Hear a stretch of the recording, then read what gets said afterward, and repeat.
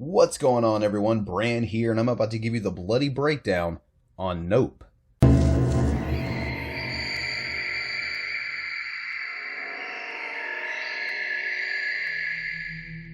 Two siblings who run a California horse ranch discover something wonderful and sinister in the skies above, while the owner of an adjacent theme park tries to profit from the mysterious, otherworldly phenomenon. So we're talking about Nope here, and of course I'm a week and a half late to the party, and that's because I'm a busy guy, believe it or not. And also, let's be real, to those of you who have seen this movie, you can attest to it. There's really a lot to unpack here. So those two elements coming together kind of just prevented this from happening a little bit sooner, but better late than never. Let's go ahead and dive right in. So, of course, Jordan Peele directing this thing, this being his third directorial outing. You're going to see some similar elements in this thing. Once again, it's a commentary, this time on blockbuster summer spectacle films. Kind of Hollywood in general, clout chasing. You're going to get the same Peele film elements here. You get the comedy, you get the suspense kind of intertwined and commingling together in such a flawless way. Like, personally, I think that's one of my favorite things about Jordan Peele is his seamlessly easy way that he intertwines comedy and suspense. But you're also going to get to see some other Peele elements in this film, like your current cultural commentaries. You're going to get some really likable and memorable characters once again out of this thing. In my opinion, the scale is much larger this time, and as far as I'm concerned, this is Jordan Peele's, I'd say easily his most ambitious film. So of course we've got Daniel Kaluuya in this as OJ, who plays the introverted sibling. I guess more responsible sibling may be a better moniker to give him as well. But, Daniel is one of those actors who is really good with doing, kind of less is more, using a single word or a facial expression. You can get more out of him than you could maybe an entire soliloquy from another actor, which works in this character, and in my opinion's worked in every film I've seen him in thus far that he's utilized that ability. Also, we've got Keke Palmer wearing my jeans as M, who's more of a social butterfly, kind of the exact opposite of OJ. And I'll be honest with you, full disclosure, I've had limited exposure to Keke Palmer's work. However, I've never really been a big fan of anything she's ever done until this movie. To me, this is her breakout role.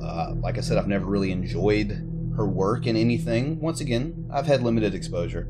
But I think this movie really does and will serve as kind of her breakout role. Steven Yeun is Jupe, also in this film. I would have liked to have seen more of this character and his story.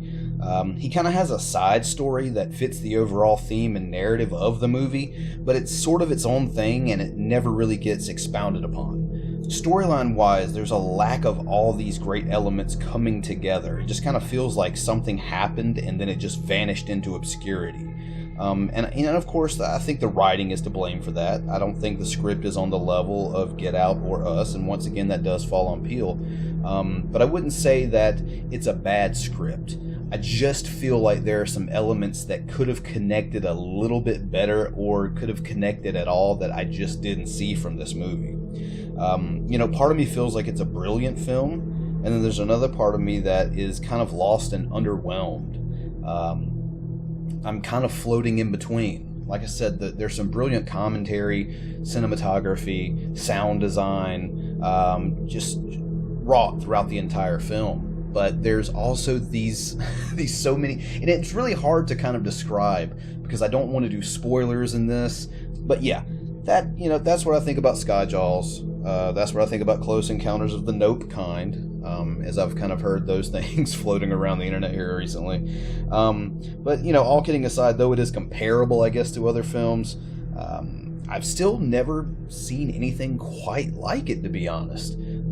So, does it have flaws? Yes. Does it have some glaring flaws, I think, when it comes to the writing of the film? Yes.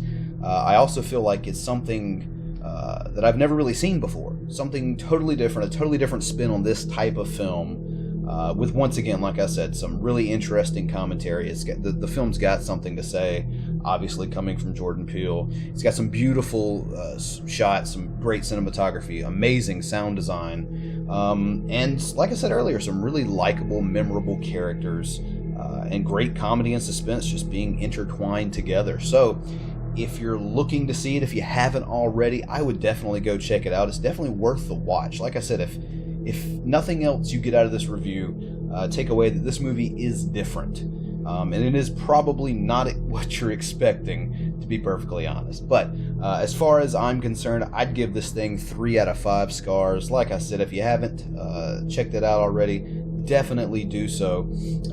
It's a good time to be a horror fan. It's not even spooky season yet, and we're already getting some horror greats all throughout this year in 2022. So with that said, I'm Bran, and that's the Bloody Breakdown on Nope.